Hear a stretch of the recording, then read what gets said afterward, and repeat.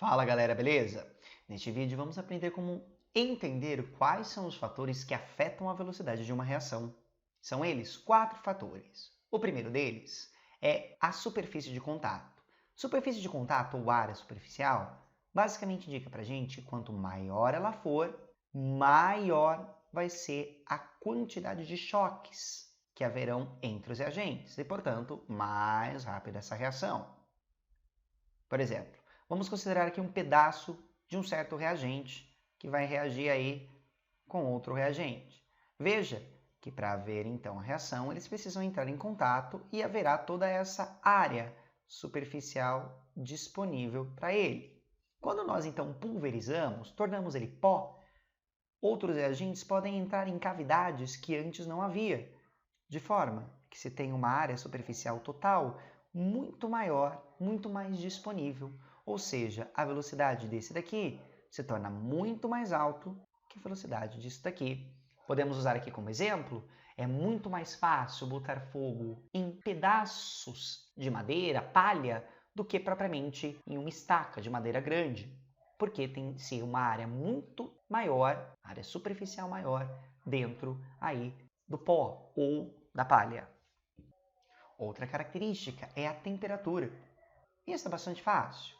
Quanto maior for a temperatura, mais velocidade, ou seja, mais energia cinética, e portanto mais choques tem, e eles são também mais efetivos. Por exemplo, quando se está frio, os átomos se movimentam com uma velocidade muito menor do que quando, por exemplo, eles estão em uma temperatura mais alta. A chance de haver choques efetivos aqui é muito maior do que no frio, de forma que a velocidade é muito mais baixa no frio do que no quente. Aqui, como exemplo, nós podemos entender que nós colocamos coisa na geladeira, porque na geladeira as reações se tornam mais lentas e, portanto, nós conseguimos postergar o processo aí de apodrecer, de decompor um determinado alimento.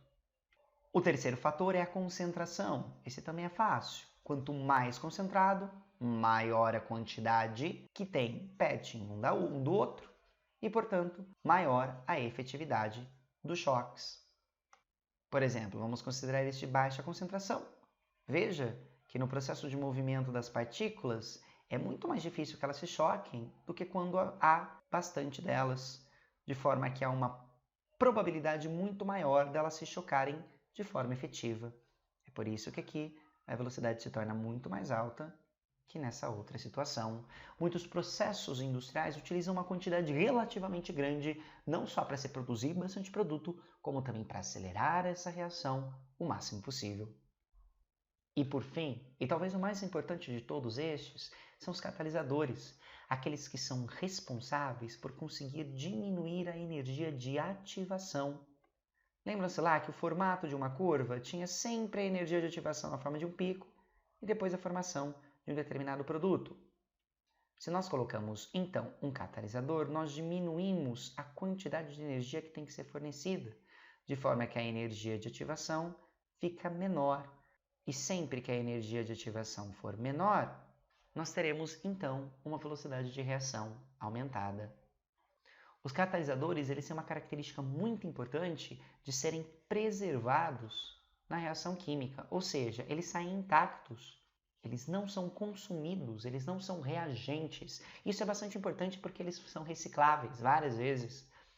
Catalisadores geralmente aparecem muito na parte biológica porque as enzimas são catalisadores biológicos que aceleram os processos diminuindo a energia de ativação.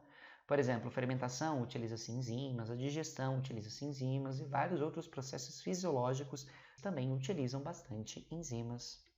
Um exercício então. Glow sticks ou light sticks são pequenos tubos plásticos utilizados em festa por causa da luz que eles emitem. Ao serem pressionados, ocorre uma mistura de peróxido de hidrogênio com um éster orgânico e um corante.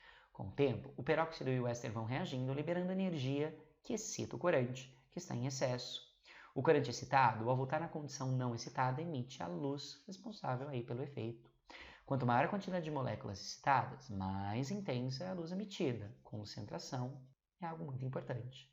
Esse processo é contínuo enquanto o dispositivo funciona.